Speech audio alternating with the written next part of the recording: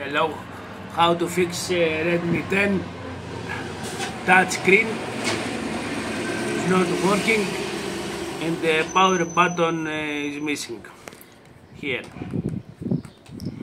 First remove the back case of the phone.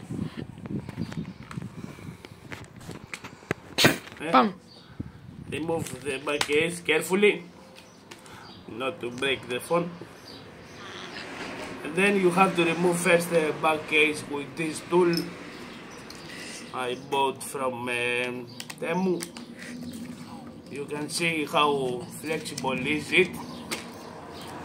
Then you have to unscrew the screws here with this tool.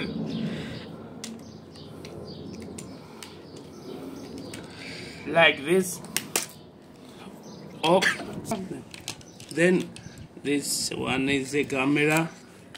This one is a 50 megapixel camera. We have to remove it and clean it. This one, after this one, after this, be careful with the order. You have to remove it in order. You can see some screws here. We don't want them. Here, be careful to unlock this one carefully because this is the primary. This is this one. Remove it carefully. Put it here. After you have to unscrew this. This one with this magnet. This is a magnet here. It's okay. And here is the power button.